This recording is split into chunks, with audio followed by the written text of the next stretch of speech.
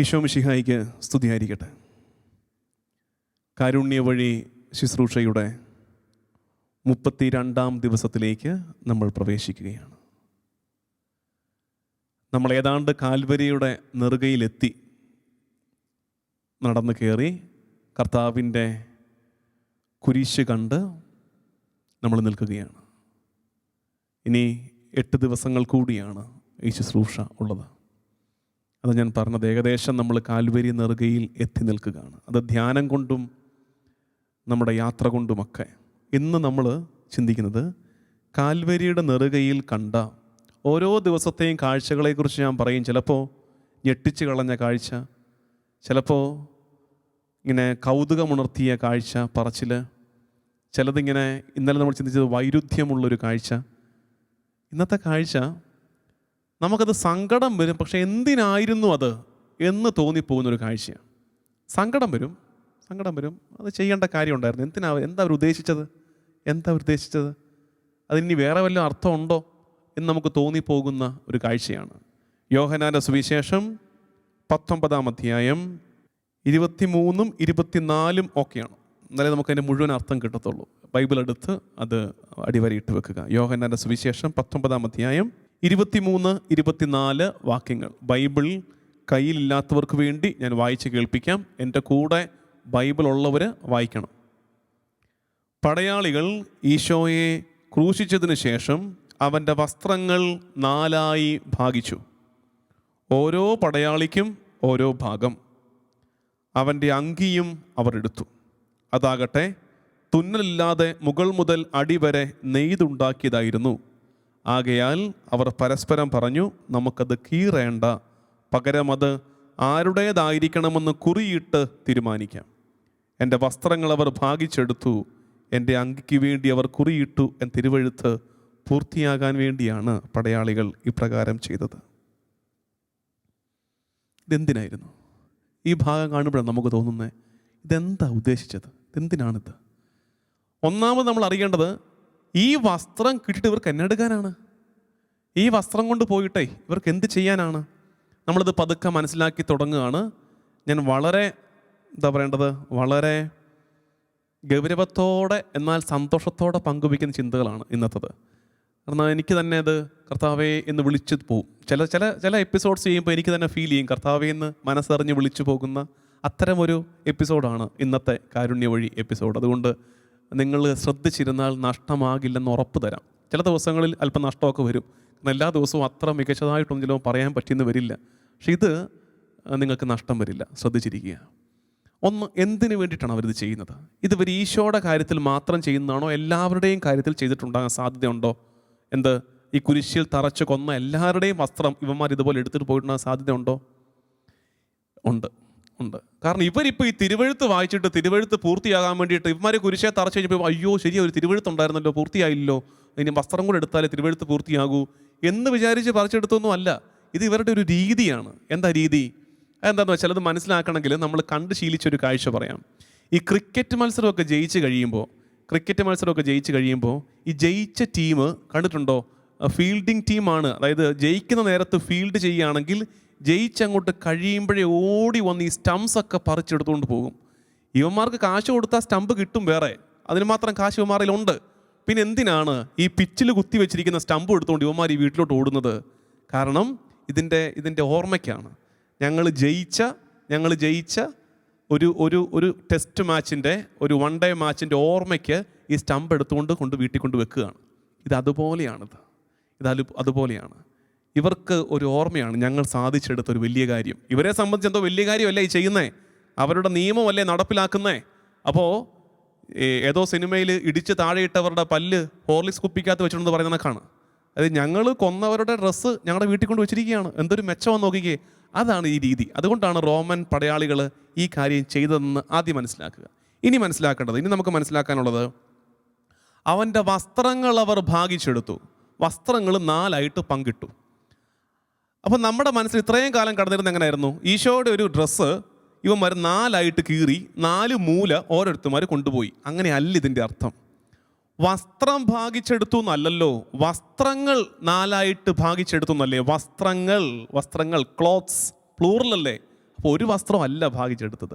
യഹൂദ രീതി അനുസരിച്ച് 5 വസ്ത്രങ്ങൾ ഒരാൾക്ക്, യഹൂദ ഈ എന്താ പറയേണ്ടത്, വസ്ത്ര രീതി അനുസരിച്ച്, ഡ്രസ് കോഡ് അനുസരിച്ച് 5 വസ്ത്രങ്ങളുണ്ട്. ഒന്നാമത് ശിരോവസ്ത്രം, തലയിൽ ഒരു ശിരോവസ്ത്രമുണ്ട്. പിന്നെ ഒരു ഉൾവസ്ത്രമുണ്ട്, ഒരു ഫുൾ സൈസിലൊരു ഉൾവസ്ത്രമുണ്ട്. ഉൾവസ്ത്രം കൂടാതെ ഒരു അരപ്പട്ടയുണ്ട്. അരപ്പട്ട കൂടാതെ പാദരക്ഷയുണ്ട്. ഇതിൻ്റെ പുറത്തൊരു മേലങ്കിയുണ്ട്. നിങ്ങൾക്ക് 5 ഡ്രസ്സ് കിട്ടിയോ? ശിരോവസ്ത്രമുണ്ട്, ഒരു ഉൾവസ്ത്രമുണ്ട്, അരപ്പട്ടയുണ്ട്, പാദരക്ഷയുണ്ട്, മേലങ്കിയുണ്ട്. അപ്പോൾ ഇതിനകത്ത് ഇവർ 4ആയിട്ട് അടിയൊന്നും വെക്കാതെ 4ആയിട്ട് എടുത്തുകൊണ്ട് പോയത് ഏതാ? 5 ഡ്രസ്സുണ്ട്, 4 പടയാളിയാണുള്ളത് ഇൻചാർജ്. അപ്പോൾ പിന്നെ ഈ 5 എണ്ണം എങ്ങനെയാണ് വീതിക്കുന്നത്? അപ്പോൾ ആദ്യം 4 എണ്ണം ഇവന്മാരെല്ലാവരും എടുത്തു. അപ്പോൾ അത് ഡിവിഷൻ കറക്റ്റായി. ഇനി ഒരെണ്ണം മിച്ചമുണ്ട്. എന്ത്? മേലങ്കി കീറാനിരുന്നതാ. പക്ഷെ മേലങ്കി നോക്കിയപ്പോഴേക്കും അത് തുന്നലില്ലാതെ നെയ്തെടുത്ത മേലങ്കിയാണ്, സ്പെഷ്യലാണ്. തുന്നലില്ലാതെ നെയ്തെടുത്ത മേലങ്കി. ഈ തുന്നലില്ലാതെ നെയ്തെടുത്ത മേലങ്കി പുറപ്പാട് പുസ്തകത്തിൽ പറഞ്ഞിട്ടുണ്ട്. ഇത് പുരോഹിത വേഷമാണ്, പുരോഹിതൻ്റെ വേഷമാണ് തുന്നലില്ലാതെ നെയ്തെടുക്കുന്ന മേലങ്കി. അപ്പോൾ ഈശോയുടെ പൗരോഹിത്യത്തിന് സൂചന കൂടി ഇവിടെ കിടപ്പുണ്ടെന്നേ ഈ തുന്നലില്ലാതെ നെയ്തെടുത്ത മേലങ്കിയിൽ. ഒപ്പം തന്നെ ഈശോയുടെ ഇൻറ്റഗ്രിറ്റി, അവൻ്റെ ജീവിതത്തിൻ്റെ സമഗ്രത കാണിക്കുന്ന ഒരു സൂചനയാണ് തുന്നലില്ലാതെ നെയ്തെടുത്ത മേലങ്കി എന്ന ചിന്ത. അപ്പോൾ ഇതാണ് ഈ വസ്ത്രം ഭാഗിച്ചെടുത്തതിൻ്റെ കാരണം. ഒന്നാമത് ഇപ്പം നമ്മൾ ചിന്തിച്ചത്, ഈശോയുടെ വസ്ത്രം അവരെടുത്തു കൊണ്ടുപോയി. എന്തിനാ കൊണ്ടുപോയത്? അവർ ചെയ്ത എന്തോ വലിയ കാര്യത്തിൻ്റെ, അവരുടെ ചിന്തയില്ല കേട്ടോ, അത് ചെയ്ത എന്തോ വലിയ കാര്യത്തിൻ്റെ ഓർമ്മയ്ക്ക് ക്രിക്കറ്റ് കളിക്കാർ ജയിച്ച് മത്സരത്തിന് കഴിയുമ്പോൾ സ്റ്റമ്പ് എടുത്തുകൊണ്ട് വീട്ടിൽ പോകുന്നത് പോലെ ഇവരെടുത്തുകൊണ്ട് പോയതാണ് ഈ വസ്ത്രങ്ങൾ. ഈ വസ്ത്രം 4ആയിട്ട് ഭാഗിച്ചെടുത്തു എന്ന് വെച്ചാൽ ഉണ്ടായിരുന്ന വസ്ത്രം 4ആയിട്ട് കീറിയെന്നുള്ളതല്ല. യഹൂദ രീതി അനുസരിച്ച് 5 വസ്ത്രങ്ങളുണ്ട്. ശിരോവസ്ത്രം, ഉൾവസ്ത്രം, അരക്കെട്ട്, പാദരക്ഷ, മേലങ്കി ഒഴിച്ചുള്ള 4 വസ്ത്രങ്ങൾ അവർ 4ആയിട്ട് ഓരോരുത്തരും എടുത്തു കഴിഞ്ഞിട്ട് മേലങ്കി മിച്ചം വന്നപ്പം അവർ കണ്ടു ഇത് വിശിഷ്ടമായ മേലങ്കിയാണ്, തുന്നലില്ല. അതെന്തിൻ്റെ സൂചനയാണ്? ഒന്നത് പൗരോഹിത്യ സൂചനയാണ്. പുരോഹിതരാണ് തുന്നലില്ലാത്ത മേലങ്കി ധരിച്ചിരുന്നത്. അത് ഈശോ ധരിച്ചിരുന്നു എന്നത് അവനിലെ പൗരോഹിത്യത്തിൻ്റെ സൂചന കാണിക്കുന്നുണ്ട്. ഒപ്പം അവൻ്റെ സമഗ്രതയുടെ സൂചനയുണ്ട്. എന്നിട്ട് ഈശോയെ ഇതെല്ലാം ഉരിഞ്ഞെടുത്താൽ പിന്നെ എന്നാ ഉണ്ട്? പിന്നെ ഒന്നുമില്ല. പിന്നെ നഗ്നനായിട്ട് അവനെ കുരിശേൽ തറച്ചിരിക്കുക. മുഴുവൻ അപമാനവും അവൻ്റെ മേൽ, ലോകത്തിൻ്റെ പാപം മുഴുവൻ അവൻ്റെ ആ ഉടലിലേക്ക് വെച്ചിട്ട് നഗ്നനായിട്ട് അവനെ കുരിശെ തറച്ചിരിക്കുക. നഗ്നനായി കിടന്നു എന്ന് പറയുമ്പം ഉടനെ നമ്മുടെ ചിന്ത പോകണമെന്ന് അറിയാമോ? എങ്ങോട്ട് പോകണം? നഗ്നനായി എന്ന് പറയുമ്പോൾ ആദത്തിലും ഹൗവായിലേക്കും പോകണം. ആദവും ഹൗവായും അവരുടെ പൂർണ്ണതയിൽ നഗ്നരായിരുന്നു. അവരുടെ നല്ല കാലത്ത്, അവർക്ക് പാപമില്ലാതിരുന്ന കാലത്ത് ആദവും ഹൗവായും നഗ്നരായിരുന്നു എന്നോർക്കണേ. പാപം വന്നപ്പോഴാണ് വസ്ത്രം ധരിക്കാൻ തുടങ്ങിയത്. നിങ്ങൾ ബൈബിൾ എടുക്കാവോ? 2-3 വാക്യങ്ങൾ അടിവരയിട്ട് വെക്കാനുണ്ട്. രസം അത്. 2-3 വാക്യങ്ങൾ അടിവരയിട്ട് വെക്കാനുണ്ട്. ഉൽപ്പത്തി പുസ്തകം 3-ാം അധ്യായം എടുത്തേ.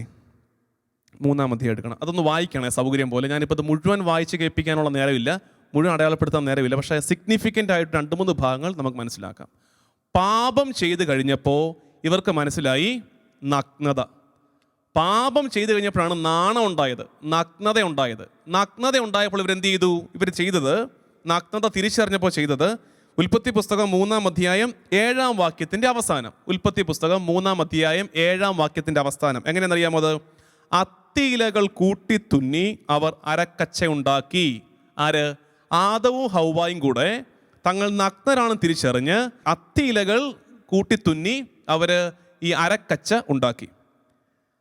പക്ഷേ ഈ അത്തിയില കൊണ്ട് അരക്കച്ച ഉണ്ടാക്കിയിട്ട് വല്ല മെച്ചമുണ്ടോ? ഇനി അടുത്ത രംഗം എന്നറിയാമോ? ഇത് മനുഷ്യനുണ്ടാക്കിയ വസ്ത്രം അത്ര മെച്ചമില്ലെന്ന് കർത്താവ് തമ്പുരാൻ അറിയാം. സംഭവം പാപം ചെയ്തിട്ട് നിൽക്കുകയാണെങ്കിലും കർത്താവിനൊരു കരുണയും അലിവും എല്ലാ കാലത്തും ഉണ്ട്. അതുകൊണ്ട് ഇനി നമ്മൾ കാണേണ്ടത് ഉൽപ്പത്തി പുസ്തകം 3-ാം അധ്യായം 21-ാം വാക്യം. ഉൽപ്പത്തി പുസ്തകം 3-ാം അധ്യായം 21-ാം വാക്യം. അവിടെ എന്താ കാണുന്നറിയാമോ? ദൈവമായ കർത്താവ് തോലുകൊണ്ട് ഉടയാടയുണ്ടാക്കി ആദത്തെയും അവൻ്റെ ഭാര്യയെയും ധരിപ്പിച്ചു. ദൈവമായ കർത്താവ് തോലുകൊണ്ട് ഉടയാടയുണ്ടാക്കി ആദത്തെയും അവൻ്റെ ഭാര്യയെയും ധരിപ്പിച്ചു. ചിന്തിച്ചേ, തോലുകൊണ്ട് ഉടയാടയുണ്ടാക്കണമെങ്കിൽ ഏതോ മൃഗത്തിൻ്റെ ചോര വീണിട്ടില്ലേ? മൃഗം തോല് ഈ അത്തി ഇല പറിച്ച് എടുക്കുന്നത് പോലെ പറിച്ചെടുക്കാൻ പറ്റുന്നല്ലോ. ഒരു മൃഗത്തിൻ്റെ ചോര വീണിട്ടുണ്ട്. ആ ചോര കൊണ്ട് ഒരു വസ്ത്രം ഉണ്ടാക്കി ആദത്തെയും ഹൗവയെയും അവരുടെ നാണം പോകാൻ താൽക്കാലികമായി ധരിപ്പിക്കുകയാണ്. ഇനി ഈശോയിലേക്ക് വായോ, ഈശോയിലേക്ക് വാ. അവിടെ 2-3 കാര്യങ്ങൾ വീണ്ടും സംഭവിക്കുന്നുണ്ട്. രണ്ടാം ആദമായ ഈശോ, ആദ്യത്തെ ആദം പാപം ചെയ്ത് മനുഷ്യകുലത്തിന് ശിക്ഷ വാങ്ങിച്ചെടുത്തെങ്കിൽ രക്ഷ വാങ്ങിച്ചു തരാൻ പോകുന്ന രണ്ടാം ആദമായ ഈശോ എന്തൊക്കെ കാര്യങ്ങൾ ചെയ്തെന്നറിയാമോ? ആദ്യം ചെയ്ത കാര്യം പണ്ട് ആദത്തെ വിളിച്ചു, നീ എവിടെയാണ്? ആദം എന്ത് ചെയ്തു? നമ്മൾ വായിക്കുന്നത് ഈ ഉൽപ്പത്തി പുസ്തകം 3-ാം അധ്യായത്തിൻ്റെ 8-ാം വാക്യം, തോട്ടത്തിലെ മരങ്ങൾക്കിടയിൽ ഒളിച്ചു. ആദം പോയിട്ട് മരത്തിൻ്റെ പുറകിൽ പോയി പാത്തിരുന്നു. ആദം പോയിട്ട് കർത്താവിന് ദർശനം കൊടുക്കാതെ കർത്താവിൻ്റെ അടുത്ത് സാറ്റ് കളിച്ചു, മരത്തിൻ്റെ പുറകിൽ പോയി പാത്തിരുന്നു. ഇവിടെ രണ്ടാം ആദം ഒരു മരത്തിൻ്റെ മുമ്പിൽ തറയ്ക്കപ്പെട്ടു. രണ്ടാം ആദം ദൈവത്തിന് കാണാൻ പാകത്തിൽ ഒരു മരത്തിൻ്റെ മുമ്പിൽ തറയ്ക്കപ്പെട്ടു. കുരിശുമരത്തിൻ്റെ മുമ്പിൽ എങ്ങോട്ടും മായാനാകാതെ, മറയാനാകാതെ, മറഞ്ഞിരിക്കാനാകാതെ അവൻ മരത്തിൻ്റെ മുമ്പിൽ തറയ്ക്കപ്പെട്ടു. അന്ന് ആദത്തിനും ഹൗവായ്ക്കും തോലുകൊണ്ട് ഒരു മൃഗത്തിൻ്റെ രക്തം വീഴിച്ചിട്ട് അതിൻ്റെ തോല് പറിച്ചെടുത്ത് തോലുകൊണ്ട് ഉടയാട ഉണ്ടാക്കിയെങ്കിൽ ഇവിടെ പുത്രൻ പുതിയ വസ്ത്രം ധരിക്കുകയാണ് മനുഷ്യകുലത്തിന് വേണ്ടി. പുത്രന്റെ നഗ്നതയെ മറയ്ക്കുന്നത് രക്തം കൊണ്ട്. ഈശോയുടെ നഗ്നത മറയപ്പെട്ടത് അവൻ്റെ ചോര കൊണ്ട്. ശിരസിൽ നിന്നൊഴുകിയിറങ്ങുന്ന ചോര, അവൻ ചാട്ടവാറടിയിൽ നിന്ന് ചിന്നിച്ചിതറിയ ചോര, 3 ഇരുമ്പാണികൾ അടിച്ചു കയറ്റി 5 തിരുമുറിവുകളിൽ നിന്ന് അവൻ്റെ ചങ്കിൽ നിന്നുൾപ്പെടെ ഒഴുകിയിറങ്ങിയ ചോര, ഈ ചോര കൊണ്ട് നഗ്നത മറയ്ക്കപ്പെടുകയാണ്. എന്താ സംഭവിച്ചെന്നറിയാമോ? മനുഷ്യകുലത്തിൻ്റെ പാപനഗ്നതയെ, അന്ന് മനുഷ്യകുലം നേരിട്ട ആ ഏദൻ തോട്ടത്തിൽ മനുഷ്യകുലം അനുഭവിച്ച പാപത്തിൻ്റെ ഫലമായുണ്ടായ നഗ്നതയെ, അന്ന് ദൈവം തമ്പുരാൻ താൽക്കാലികമായി തോലുകൊണ്ട് മറച്ചു കൊടുത്ത നഗ്നതയെ ഇന്ന് കാൽവരിയുടെ നെറുകയിൽ പുത്രൻ്റെ ചോര കൊണ്ട് മനുഷ്യകുലത്തിൻ്റെ പാപനഗ്നത മറയ്ക്കപ്പെടുകയായിരുന്നു. അപ്പം നമ്മൾ ഇന്ന് മറയ്ക്കപ്പെടുന്നത്, ഇന്ന് നമ്മൾ നാണം മറച്ച് നിൽക്കുന്നത്, ലജ്ജാഭാരമില്ലാതെ നിൽക്കുന്നത്, ദൈവത്തിന് മുമ്പാകെ നിൽക്കാൻ യോഗ്യരാകുന്നത് പുത്രൻ്റെ രക്തത്തെ ഉടയാടയാക്കിയാണെന്ന് ഓർക്കണേ. പുത്രൻ്റെ രക്തത്തെ ഉടയാടയാക്കി നിൽക്കുന്നവരുടെ പേരാണ് നമ്മൾ. അതുകൊണ്ട് വെളിപാട് പുസ്തകത്തിൽ നമ്മൾ വായിക്കുന്നുണ്ട്, കുഞ്ഞാട് രക്തം കൊണ്ട് തങ്ങളുടെ വസ്ത്രങ്ങൾ കഴുകി എടുപ്പാക്കിയവർ അവർ ദൈവത്തിന് മുമ്പാകെ നിൽക്കുമെന്ന്. നമ്മൾ ആ ഗണമാണ്. കർത്താവിൻ്റെ ചോര കൊണ്ട് വസ്ത്രം ധരിക്കാൻ ഭാഗ്യം കിട്ടിയ ജനമാണ് നമ്മൾ. അപ്പം നമ്മൾ ഇന്ന് ചിന്തിച്ചത് കുരിശയിൽ കർത്താവിൻ്റെ വസ്ത്രത്തെക്കുറിച്ച് ചിന്തിക്കുകയായിരുന്നു. നമ്മൾ കേട്ട കാര്യങ്ങൾ ആദ്യം നമ്മൾ എന്തുകൊണ്ട് അവരിത് ചെയ്തു, എന്താണ് ഈ വസ്ത്രം ഭാഗിച്ചെടുത്തത്, എങ്ങനെയാണ്, മേലങ്കി എന്തുകൊണ്ട് തുന്നൽ കൂടാതെ നെയ്യപ്പെട്ടു, ഒപ്പം കർത്താവ് എന്തുകൊണ്ട് നഗ്നനായി ചോരയിൽ കുളിച്ച് രക്തവർണ്ണനായി അവൻ കുരിശിൽ കിടക്കേണ്ടി വന്നു. അതിൻ്റെ തിയോളജിക്കൽ കാരണം നമ്മൾ മനസ്സിലാക്കുകയായിരുന്നു. ഈ വിചാരത്തോടെ ഇന്ന് ദിവ്യകാരുണ്യത്തിലേക്ക് നോക്കുമ്പോൾ ചോര നിറത്തിൽ അവനെ കാണണം. ദിവ്യകാരുണ്യത്തെ ചോര നിറത്തിൽ കാണണം. നമുക്ക് വേണ്ടി രക്തവർണ്ണമായി മാറിയവനെ, നമുക്ക് രക്തം കൊണ്ട്, ജീവരക്തം കൊണ്ട് ഉടയാട നെയ്ത് തന്നവനെ കണ്ട് നമുക്ക് ആരാധിക്കണം. പ്രിയമുള്ളവരെ, ഇന്ന് ദൈവത്തിന് മുമ്പാകെ നമ്മൾ ധ്യാനിക്കേണ്ടത് വസ്ത്രത്തെക്കുറിച്ചല്ലേ ചിന്തിച്ചത്. ഞാൻ വെറുതെ ഒരു പ്രാക്ടിക്കൽ ഹോംവർക്ക് തരട്ടെ. ഇത് നമുക്ക് പ്രാർത്ഥനയൊക്കെ എല്ലാ ദിവസവും നടക്കുന്നുണ്ടല്ലോ. പറ്റുന്നവർ ആർക്കെങ്കിലും സാധുക്കൾക്ക് ഒരു ജോഡി ഉപയോഗിക്കാത്ത വസ്ത്രം ഇന്നത്തെ കാരുണ്യ വഴിയുടെ ഹോംവർക്കായിട്ട് കൊടുക്കണം. ഈ ഉപയോഗിച്ചത് കുറച്ച് ദ്രവിച്ചതിരിപ്പുണ്ട്, അത് കൊടുത്തിട്ട് വലിയ പുണ്യമാണെന്ന് വിചാരിക്കരുത്. അതല്ല, ഉപയോഗിക്കാത്ത, ഒന്നെങ്കിൽ നിങ്ങളുടെ കയ്യിൽ ഇരിപ്പുണ്ട് ഇന്ന് ഒരു ഉപയോഗിച്ചിട്ടില്ല, അല്ലെങ്കിൽ ഒരെണ്ണം പർച്ചേസ് ചെയ്തിട്ടാണെങ്കിലും ഈ നോമ്പ് കാലത്തെ പുണ്യപ്രവൃത്തിയായിട്ട് അത് നിങ്ങളൊരു സാധു കേന്ദ്രത്തിൽ കൊണ്ട് കൊടുക്കണമെന്ന് പോലുമില്ല. കഴിവതും നിങ്ങളുടെ അയൽപക്കങ്ങളിലേക്കൊക്കെ നോക്കണം, നിങ്ങളുടെ ഇടവകയിലേക്ക്, ചുറ്റുപാടിലേക്ക്. നിങ്ങൾ താമസിക്കുന്ന സ്ഥലത്ത് അതിനുള്ള സാധ്യത ഇല്ലെങ്കിൽ സാധ്യത ഉള്ളിടം ഒന്ന് അന്വേഷിച്ച് കണ്ടുപിടിക്കണം. ചിലപ്പോൾ ഒരു പക്ഷേ അച്ഛന്മാർ വഴിയൊക്കെ അത് ചെയ്യാൻ പറ്റും. ഒരു ജോഡി വസ്ത്രം നഗ്നനായി നമുക്ക് വേണ്ടി കുരിശേൽ മരിച്ചവൻ്റെ ഓർമ്മയനുസ്മരിച്ചുകൊണ്ട് ഇന്നും നഗ്നതയെ ഭയപ്പെടുന്ന, നല്ല വസ്ത്രം ധരിക്കാനില്ലാത്ത സാധുക്കൾക്ക് ഒരു ജോഡി വസ്ത്രം, അതിനെത്ര വിലയൊന്നും നോക്കണ്ട, ഒരു ജോഡി വസ്ത്രം കാരുണ്യ വഴി പ്രേക്ഷകർ മനസ്സറിഞ്ഞ് പ്രാർത്ഥിച്ച് വാങ്ങിച്ചു കൊടുക്കാൻ സ്നേഹത്തോടെ ഓർമ്മിപ്പിക്കുന്നു. ആരാധനയിലേക്ക് പ്രവേശിക്കാം. ദൈവനാമത്തിൻ്റെ മഹത്വം ഉണ്ടാകട്ടെ. ആമേൻ. ഇന്നത്തെ പ്രവൃത്തി: അർഹതപ്പെട്ട ഒരാൾക്ക് ഒരു ജോഡി പുതിയ വസ്ത്രം വാങ്ങി കൊടുക്കുക.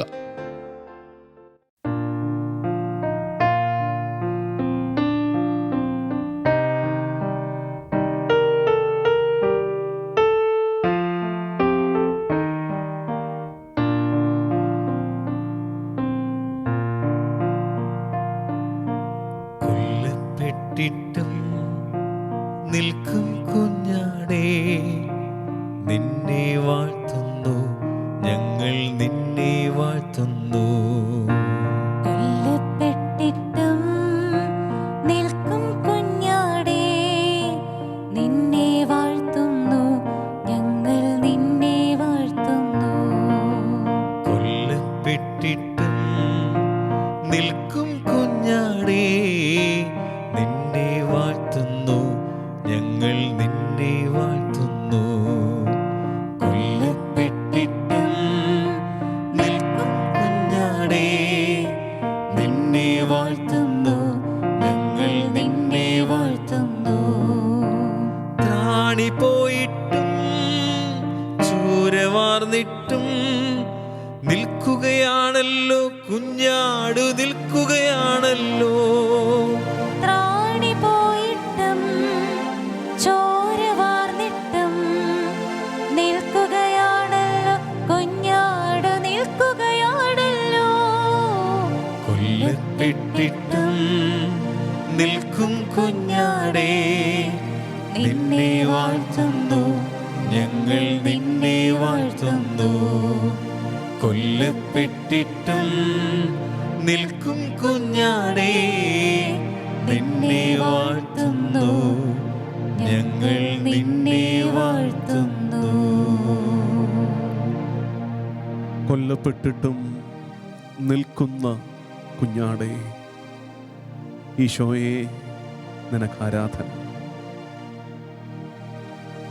കർത്താവേ, നിന്റെ കുരിശുമരണത്തെ, പ്രത്യേകിച്ച് കുരിശിൻ്റെ ചുവട്ടിൽ നിന്റെ വസ്ത്രങ്ങൾ ഉരിഞ്ഞെടുത്തതിന്, നാലായി പങ്കിട്ടെടുത്തതിന്, നിന്റെ മേലങ്കിക്കായി ചിട്ടിയിട്ടതിന് ഞങ്ങൾ ധ്യാനിക്കുകയായിരുന്നു. കർത്താവേ, ഞങ്ങൾക്ക് ലഭിച്ച ഏറ്റവും വലിയ തിരിച്ചറിവ്,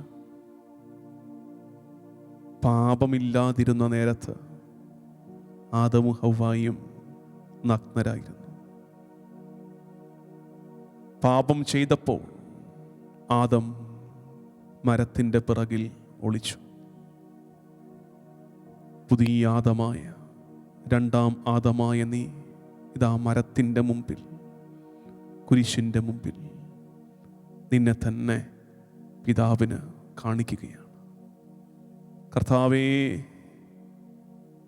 മനുഷ്യകുലത്തിൻ്റെ മുഴുവൻ പാപത്തെ ഏറ്റെടുത്ത കർത്താവേ, നിന്റെ കുരിശു മരണത്തെ ഒന്ന് ഗൗരവത്തോടെ എടുക്കാൻ ഞങ്ങൾക്ക് പറ്റിയിരുന്നെങ്കിൽ,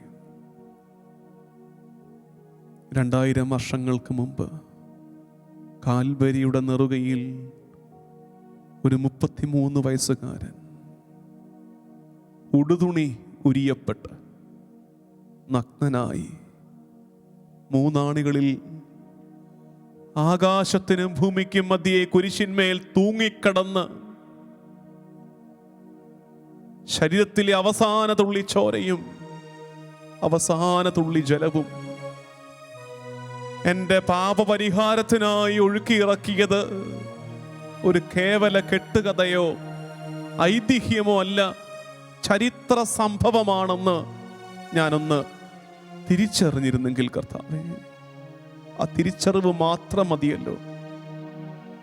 കുരിശിൽ എനിക്ക് വേണ്ടി ചിന്തപ്പെട്ട എൻ്റെ കർത്താവേ, എനിക്ക് വേണ്ടി തകർക്കപ്പെട്ട എൻ്റെ ഈശോയെ, നിന്റെ സ്നേഹത്തിൽ നിന്ന് അകന്നു പോകാതെ, എത്ര അകന്നാലും തിരികെ നിന്റെ കുരിശിലേക്ക് ഓടി അടുത്തു വരാൻ നീ എനിക്ക് വേണ്ടി മരിച്ചു എന്നൊരൊറ്റ ചിന്ത മതിയല്ലോ.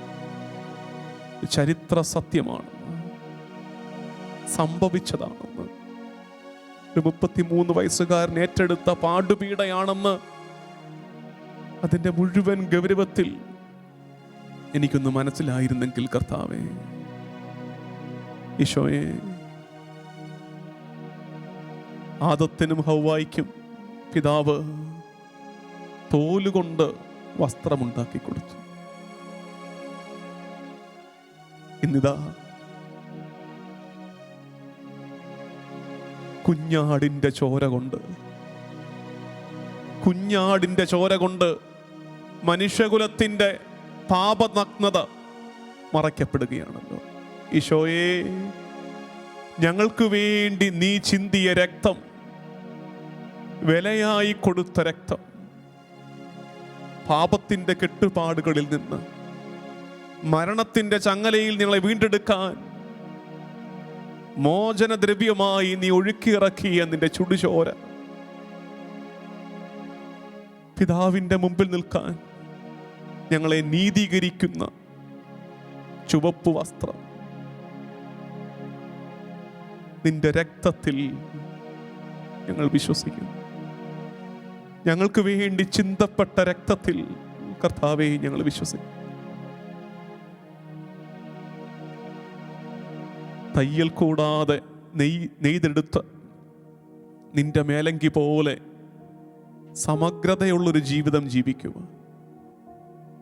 കീറിപ്പോകാതെ ഞങ്ങളുടെ ഹൃദയം പൂർണ്ണമായും നിനക്ക് സമർപ്പിക്കുന്ന ഒരു ജീവിതം ജീവിക്കുക. മിച്ചമുള്ള പൊട്ടും പൊടിയും നിനക്ക് സമർപ്പിക്കുന്നവരാകാതെ, ഹൃദയത്തെ അതിൻ്റെ പൂർണ്ണതയിൽ തയ്യൽ കൂടാതെ, ചേർത്ത് വെക്കൽ കൂടാതെ, മുറിച്ചുമാറ്റൽ കൂടാതെ, അതിൻ്റെ സമഗ്രതയിൽ നിനക്ക് സമർപ്പിക്കുക. കർത്താവേ, ഞങ്ങളെ ഒരുക്കണേ. ദൈവജനമേ, മുട്ടിന്മേൽ നിന്ന് കരങ്ങൾ ചെറുതായി ഉയർത്തി നമുക്ക് വേണ്ടി അവൻ ഒഴുക്കിയിറക്കിയ രക്തത്തെ ധ്യാനിക്കണേ. ഈശോയുടെ ചുടുചോരയെ ധ്യാനിക്കണേ. ആ ഒഴുകിയിറങ്ങുന്ന രക്തം നമ്മുടെ രക്ഷയുടെ അടയാളമാണ്. അതവൻ നമ്മളെ ധരിപ്പിച്ച വസ്ത്രമാണ്. കുഞ്ഞാടിൻ്റെ രക്തത്തിൽ തങ്ങളുടെ വസ്ത്രങ്ങൾ കഴുകി വെള്ളയാക്കിയവർ കർത്താവിൻ്റെ സിംഹാസനത്തിൻ്റെ മുമ്പിൽ അവനെ ആരാധിച്ചു കൊണ്ട് നിൽക്കുന്ന രംഗം.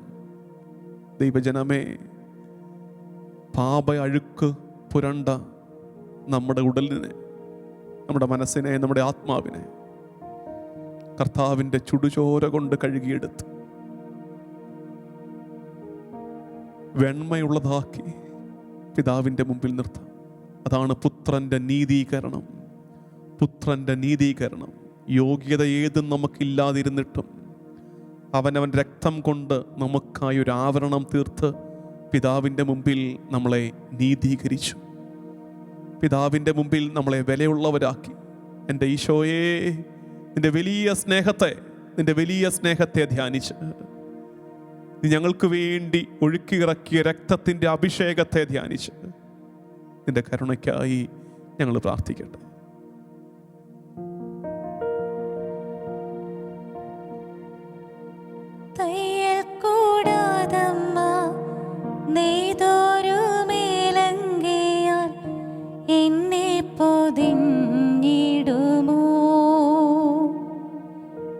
പാർശ്വത്തിൽ നിന്നൊഴുകും വെള്ളത്താൽ എന്നെന്നും എന്നെ കഴുകിടുമോ? തയ്യൽ കൂടാതമ്മ നെയ്തൊരു മേലങ്കയാൽ എന്നെ പൊതിഞ്ഞിടുമോ? നിൻ പാർശ്വത്തിൽ നിന്നൊഴുകും വെള്ളത്താൽ എന്നെന്നും എന്നെ കഴുകിടുമോ?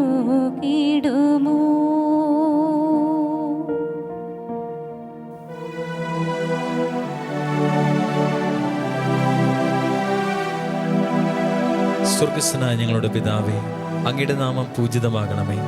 അങ്ങയുടെ രാജ്യം വരണമേ. അങ്ങയുടെ തിരുമനസ് സ്വർഗത്തിലെ പോലെ ഭൂമിയിലുമാകണമേ. അന്നന്ന് വേണ്ട ആഹാരം ഇന്ന് ഞങ്ങൾക്ക് തരണമേ. ഞങ്ങളോട് തെറ്റ് ചെയ്യുന്നവരോട് ഞങ്ങൾ ക്ഷമിക്കുന്നത് പോലെ ഞങ്ങളുടെ തെറ്റുകൾ ഞങ്ങളോട് ക്ഷമിക്കണമേ. ഞങ്ങളെ പ്രലോഭനത്തിൽ ഉൾപ്പെടുത്തരുതേ, തിന്മയിൽ ഞങ്ങളെ രക്ഷിക്കണമേ. ആമേൻ. നന്മ നിറഞ്ഞ മറിയമേ, സ്വസ്തി. കർത്താവ് അങ്ങയുടെ കൂടെ, സ്ത്രീകളിൽ അങ്ങ് അനുഗ്രഹിക്കപ്പെട്ടവളാകുന്നു. അങ്ങയുടെ ഉദരത്തിൻ ഫലമായി ഈശോ അനുഗ്രഹിക്കപ്പെട്ടവനാകുന്നു. പരിശുദ്ധ മറിയമ്മേ, തമ്പുരാന്റെ അമ്മേ, പാപികളായ ഞങ്ങൾക്ക് വേണ്ടി ഇപ്പോഴും ഞങ്ങളുടെ മരണസമയത്തും തമ്പുരാനോട് അപേക്ഷിക്കണമേ. ആമേൻ. വിശ്വാസ പ്രമാണം. സർവശക്തനായ പിതാവും ആകാശത്തിന്റെയും ഭൂമിയുടെയും സൃഷ്ടാവുമായ ദൈവത്തിൽ ഞാൻ വിശ്വസിക്കുന്നു.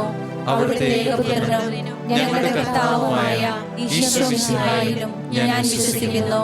ഈ പുത്രൻ പരിശുദ്ധാത്മാവിനാൽ ഗർഭസ്ഥനായി കന്യകാമറിയത്തിൽ പിറന്ന് പന്തിയോസ് പീലാത്തോസിന്റെ കാലത്ത് പീഡകൾ സഹിച്ച് കുരിശിൽ തറയ്ക്കപ്പെട്ട് മരിച്ചടക്കപ്പെട്ട് പാതാളങ്ങളിൽ ഇറങ്ങി മരിച്ചവരുടെ ഇടയിൽ നിന്ന് മൂന്നാം നാൾ ഉയർന്ന് സ്വർഗ്ഗത്തിലേക്ക് എഴുന്നള്ളി സർവശക്തിയുള്ള പിതാവായ ദൈവത്തിന്റെ വലതുഭാഗത്തിരിക്കുന്നു.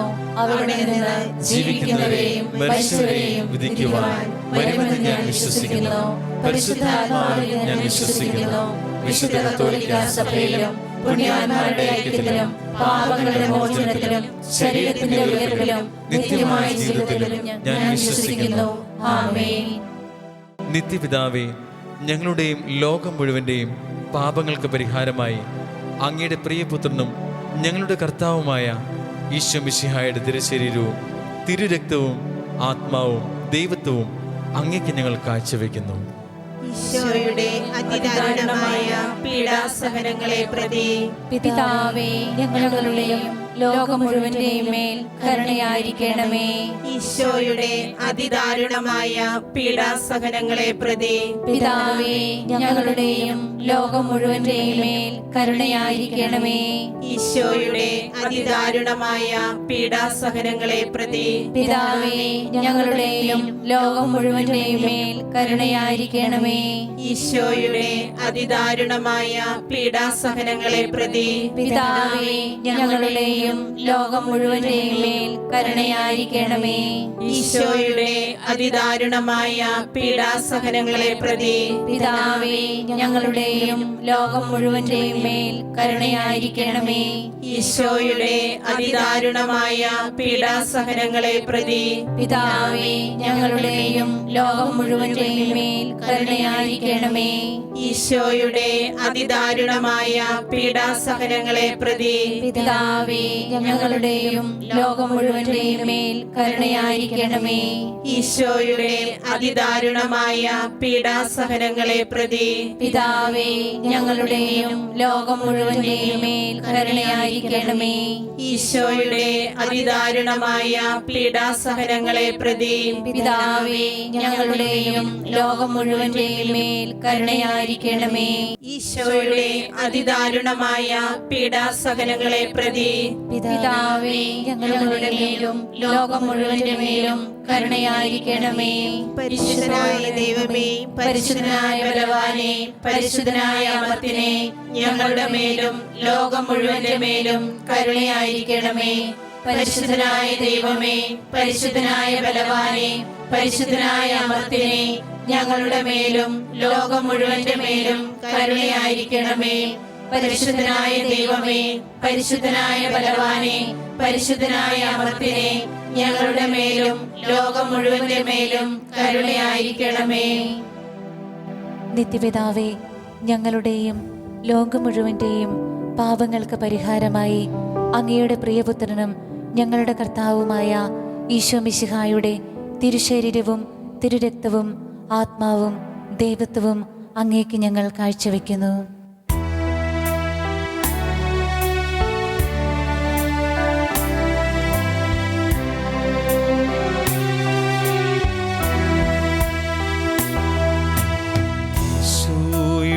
അതിദാരുണമാം പീഡാസഹനത്താൽ ഞങ്ങളുടെ മേലും ലോകം മുഴുവനിലും കരുണയാകണമേ.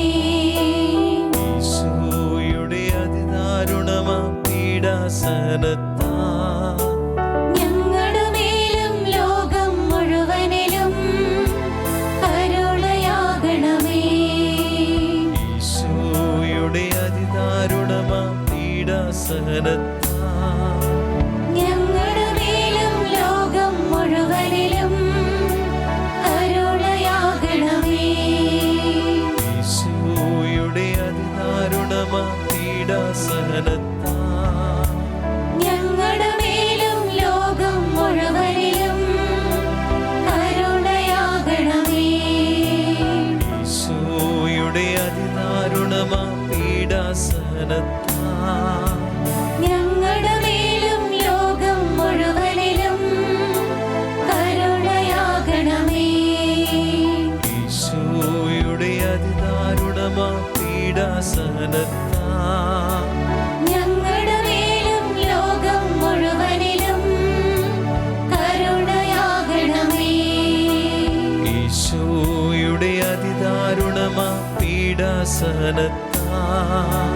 ഞങ്ങളുടെ മേലും ലോകം മുഴുവനിലും കരുണയാകണമേ. ഈശോയുടെ അതിദാരുണമാ പീഡാസനത്താ ഞങ്ങളുടെ മേലും ലോകം മുഴുവനിലും കരുണയാകണമേ. ഈശോയുടെ അതിദാരുണമാ പീഡാസനത്താ ഞങ്ങളുടെ മേലും ലോകം മുഴുവനിലും കരുണയാകണമേ. ഈശോയുടെ അതിദാരുണമാ പീഡാസനത്താ ഞങ്ങളുടെ മേലും ലോകം മുഴുവനിലും കരുണയാകണമേ. പരിശുദ്ധനായ ദൈവമേ, പരിശുദ്ധനായ ബലവാനേ, പരിശുദ്ധനായ അമർത്യനേ, ഞങ്ങളുടെ മേലും ലോകം മുഴുവന്റെ മേലും കരുണയായിരിക്കണമേ. പരിശുദ്ധനായ ദൈവമേ, പരിശുദ്ധനായ ബലവാനേ, പരിശുദ്ധനായ അമർത്യനേ, ഞങ്ങളുടെ മേലും ലോകം മുഴുവന്റെ മേലും കരുണയായിരിക്കണമേ. പരിശുദ്ധനായ ദൈവമേ, പരിശുദ്ധനായ ബലവാനേ, പരിശുദ്ധനായ അമർത്യനേ, ഞങ്ങളുടെ മേലും ലോകം മുഴുവന്റെ മേലും കരുണയായിരിക്കണമേ. നിത്യപിതാവേ, ഞങ്ങളുടെയും ലോകം മുഴുവന്റെയും പാപങ്ങൾക്ക് പരിഹാരമായി അങ്ങയുടെ പ്രിയപുത്രനും ഞങ്ങളുടെ കർത്താവുമായ ഈശോ മിശിഹായുടെ തിരുശരീരവും തിരുരക്തവും ആത്മാവും ദൈവത്വവും അങ്ങേക്ക് ഞങ്ങൾ കാഴ്ചവെക്കുന്നു. ഈശോയുടെ അതിദാരുണമായ പീഡാസഹനങ്ങളെ പ്രതി പിതാവേ, ഞങ്ങളുടെ മേലും ലോകം മുഴുവന്റെ മേലും കരുണയായിരിക്കണമേ. ഈശോയുടെ അതിദാരുണമായ പീഡാസഹനങ്ങളെ പ്രതി പിതാവേ, ഞങ്ങളുടെ മേലും ലോകം മുഴുവന്റെ മേലും കരുണയായിരിക്കണമേ. ഈശോയുടെ അതിദാരുണമായ പീഡാസഹനങ്ങളെ പ്രതി പിതാവേ, ഞങ്ങളുടെ മേലും ലോകം മുഴുവന്റെ മേലും കരുണയായിരിക്കണമേ. ഈശോയുടെ അതിദാരുണമായ പീഡാസഹനങ്ങളെ പ്രതി പിതാവേ, ഞങ്ങളുടെ മേലും ലോകം മുഴുവന്റെ മേലും കരുണയായിരിക്കണമേ. ഈശോയുടെ അതിദാരുണമായ പീഡാസഹനങ്ങളെ പ്രതി പിതാവേ, ഞങ്ങളുടെ മേലും ലോകം മുഴുവന്റെ മേലും കരുണയായിരിക്കണമേ. ഈശോയുടെ അതിദാരുണമായ പീഡാസഹനങ്ങളെ പ്രതി പിതാവേ, ഞങ്ങളുടെ മേലും ലോകം മുഴുവന്റെ മേലും കരുണയായിരിക്കണമേ. ഈശോയുടെ അതിദാരുണമായ പീഡാസഹനങ്ങളെ പ്രതി പിതാവേ, ഞങ്ങളുടെ മേലും ലോകം മുഴുവന്റെ മേലും കരുണയായിരിക്കണമേ. ഈശോയുടെ അതിദാരുണമായ പീഡാസഹനങ്ങളെ പ്രതി പിതാവേ, ഞങ്ങളുടെ മേലും ലോകം മുഴുവന്റെ മേലും കരുണയായിരിക്കണമേ. ഈശോയുടെ അതിദാരുണമായ പീഡാസഹനങ്ങളെ പ്രതി പിതാവേ, ഞങ്ങളുടെ മേലും ലോകം മുഴുവന്റെ മേലും കരുണയായിരിക്കണമേ. ഈശോയുടെ അതിദാരുണമായ പീഡാസഹനങ്ങളെ പ്രതി പിതാവേ, ഞങ്ങളുടെ മേലും ലോകം മുഴുവന്റെ മേലും കരുണയായിരിക്കണമേ. പരിശുദ്ധനായ ദൈവമേ, പരിശുദ്ധനായ ബലവാനേ, പരിശുദ്ധനായ അമർത്യനേ, ഞങ്ങളുടെ മേലും ലോകം മുഴുവന്റെ മേലും കരുണയായിരിക്കണമേ. പരിശുദ്ധനായ ദൈവമേ, പരിശുദ്ധനായ ബലവാനേ, പരിശുദ്ധനായ അമർത്യനേ, ഞങ്ങളുടെ മേലും ലോകം മുഴുവന്റെ മേലും കരുണയായിരിക്കണമേ. പരിശുദ്ധനായ ദൈവമേ, പരിശുദ്ധനായ ബലവാനേ, പരിശുദ്ധനായ അമർത്യനേ, ഞങ്ങളുടെ മേലും ലോകം മുഴുവന്റെ മേലും കരുണയായിരിക്കണമേ. നിത്യപിതാവേ, ഞങ്ങളുടെയും ലോകം മുഴുവൻ്റെയും പാപങ്ങൾക്ക് പരിഹാരമായി അങ്ങയുടെ പ്രിയപുത്രനും ഞങ്ങളുടെ കർത്താവുമായ ഈശോ മിശിഹായുടെ തിരുശരീരവും തിരുരക്തവും ആത്മാവും ദൈവത്വവും അങ്ങേക്ക് ഞങ്ങൾ കാഴ്ചവെക്കുന്നു.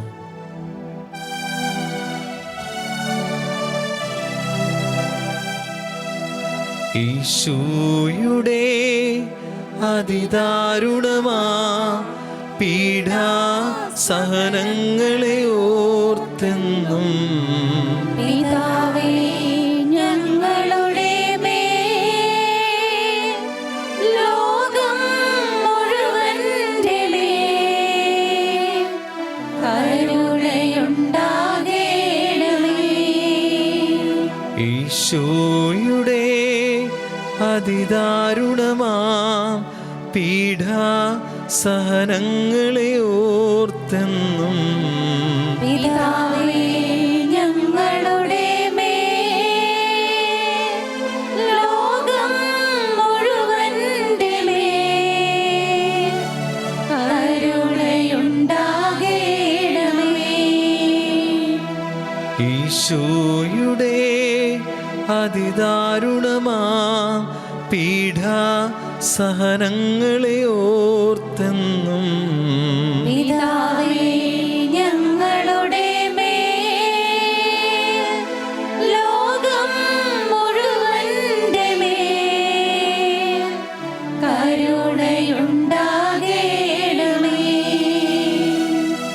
ഈശോയുടെ അതിദാരുണമാ പീഡാസഹനങ്ങളെ ഓർത്തെന്നും പിതാവേ ഞങ്ങളുടെ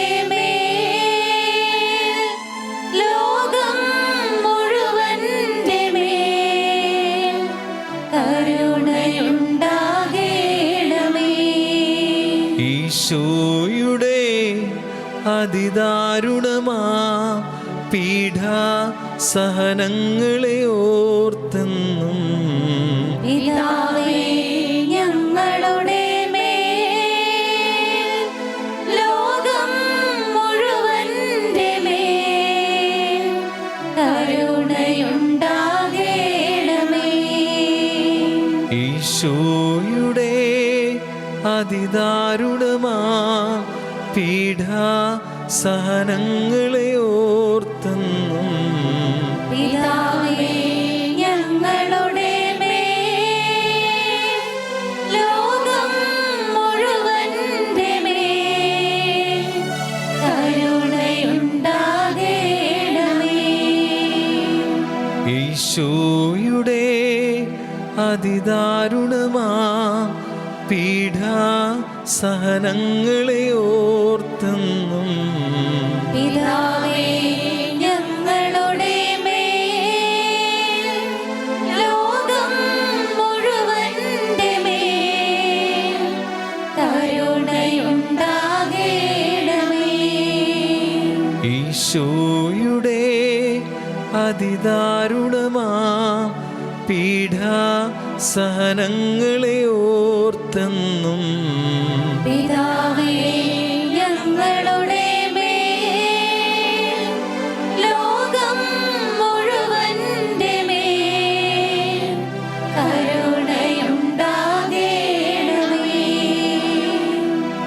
ഈശോയുടെ അതിദാരുണമാ പീഡാസഹനങ്ങളെ ഓർത്തെന്നും പിതാവേ ഞങ്ങളുടെ ലോകം മുഴുവന്റെ കരുണയുണ്ടാകേണമേ. ഈശോയുടെ അതിദാരുണമാ പീഡാസഹനങ്ങളെ ഓർത്തെന്നും പിതാവേ ഞങ്ങളുടെ ലോകം മുഴുവന്റെ കരുണയുണ്ടാകേണമേ. പരിശുദ്ധനായ ദൈവമേ, പരിശുദ്ധനായ ബലവാനേ, പരിശുദ്ധനായ അമർത്തിനെ, ഞങ്ങളുടെ മേലും ലോകം മുഴുവന്റെ മേലും കരുണയായിരിക്കണമേ. പരിശുദ്ധനായ ദൈവമേ, പരിശുദ്ധനായ ബലവാനേ, പരിശുദ്ധനായ അമർത്തിനെ, ഞങ്ങളുടെ മേലും ലോകം മുഴുവന്റെ മേലും കരുണയായിരിക്കണമേ. പരിശുദ്ധനായ ദൈവമേ, പരിശുദ്ധനായ ബലവാനേ, പരിശുദ്ധനായ അമർത്തിനെ, ഞങ്ങളുടെ മേലും ലോകം മുഴുവന്റെ മേലും കരുണയായിരിക്കണമേ. നിത്യപിതാവേ, ഞങ്ങളുടെയും ലോകം മുഴുവൻ്റെയും പാപങ്ങൾക്ക് പരിഹാരമായി അങ്ങയുടെ പ്രിയപുത്രനും ഞങ്ങളുടെ കർത്താവുമായ ഈശോ മിശിഹായുടെ തിരുശരീരവും തിരുരക്തവും ആത്മാവും ദൈവത്വവും അങ്ങയ്ക്ക് ഞങ്ങൾ കാഴ്ചവെക്കുന്നു. ഈശോയുടെ അതിദാരുണമായ പീഡാസഹനങ്ങളെ പ്രതി പിതാവേ ഞങ്ങളുടെ മേലും ലോകം മുഴുവന്റെ മേലും കരുണയായിരിക്കണമേ. ഈശോയുടെ അതിദാരുണമായ പീഡാസഹനങ്ങളെ പ്രതി പിതാവേ ഞങ്ങളുടെ മേലും ലോകം മുഴുവന്റെ മേലും കരുണയായിരിക്കണമേ. ഈശോയുടെ അതിദാരുണമായ പീഡാസഹനങ്ങളെ പ്രതി പിതാവേ ഞങ്ങളുടെ മേലും ലോകം മുഴുവന്റെ മേലും കരുണയായിരിക്കണമേ. ഈശോയുടെ അതിദാരുണമായ പീഡാസഹനങ്ങളെ പ്രതി പിതാവേ ഞങ്ങളുടെ മേലും ലോകം മുഴുവന്റെ മേലും കരുണയായിരിക്കണമേ. ഈശോയുടെ അതിദാരുണമായ പീഡാസഹനങ്ങളെ പ്രതി പിതാവേ ഞങ്ങളുടെ മേലും ലോകം മുഴുവന്റെ മേലും കരുണയായിരിക്കണമേ. ഈശോയുടെ അതിദാരുണമായ പീഡാസഹനങ്ങളെ പ്രതി പിതാവേ ഞങ്ങളുടെ മേലും ലോകം മുഴുവന്റെ മേലും കരുണയായിരിക്കണമേ. ഈശോയുടെ അതിദാരുണമായ പീഡാസഹനങ്ങളെ പ്രതി പിതാവേ ഞങ്ങളുടെ മേലും ലോകം മുഴുവന്റെ മേലും കരുണയായിരിക്കണമേ. ഈശോയുടെ അതിദാരുണമായ പീഡാസഹനങ്ങളെ പ്രതി പിതാവേ ഞങ്ങളുടെ മേലും ലോകം മുഴുവന്റെ മേലും കരുണയായിരിക്കണമേ. ഈശോയുടെ അതിദാരുണമായ പീഡാസഹനങ്ങളെ പ്രതി പിതാവേ ഞങ്ങളുടെ മേലും ലോകം മുഴുവന്റെ മേലും കരുണയായിരിക്കണമേ. ഈശോയുടെ അതിദാരുണമായ പീഡാസഹനങ്ങളെ പ്രതി പിതാവേ ഞങ്ങളുടെ മേലും ലോകം മുഴുവന്റെ മേലും കരുണയായിരിക്കണമേ. പരിശുദ്ധനായ ദൈവമേ, പരിശുദ്ധനായ ബലവാനേ, പരിശുദ്ധനായ അമർത്യനേ, ഞങ്ങളുടെ മേലും ലോകം മുഴുവന്റെ മേലും കരുണയായിരിക്കണമേ. പരിശുദ്ധനായ ദൈവമേ, പരിശുദ്ധനായ ബലവാനേ, പരിശുദ്ധനായ അമർത്യനേ, ഞങ്ങളുടെ മേലും ലോകം മുഴുവന്റെ മേലും കരുണയായിരിക്കണമേ. പരിശുദ്ധനായ ദൈവമേ, പരിശുദ്ധനായ ബലവാനേ, പരിശുദ്ധനായ അമർത്യനേ, ഞങ്ങളുടെ മേലും ലോകം മുഴുവന്റെ മേലും കരുണയായിരിക്കണമേ. ഈശോയുടെ ആശീർവാദം സ്വീകരിക്കാൻ ഒരുങ്ങുമ്പോൾ പാപത്തിൻ്റെ മാലിന്യം പുരണ്ട നമ്മളെ ഈശോ അവൻ്റെ രക്തത്താൽ കഴുകി വെടിപ്പാക്കുന്ന ഒരു കാഴ്ച മനസ്സിൽ കണ്ട് അത്തരമൊരു വിശുദ്ധീകരണത്തിന് വേണ്ടി കൊതിച്ച് ഈശോയുടെ ആശീർവാദം നമുക്ക് സ്വീകരിക്കാം. തയ്യൽ കൂടാതമ്മ നെയ്തൊരു മേലങ്കയാൽ എന്നെ പൊതിഞ്ഞിടുമോ? നിൻ പാർശ്വത്തിൽ നിന്നൊഴുകും വെള്ളത്താൽ എന്നെന്നും എന്നെ കഴുകിടുമോ? തയ്യൽ കൂടാതമ്മ നെയ്തൊരു മേലങ്കയാൽ എന്നെ പൊതിഞ്ഞിടുമോ? നിൻ പാർശ്വത്തിൽ നിന്നൊഴുകും വെള്ളത്താൽ എന്നെന്നും എന്നെ കഴുകിടുമോ?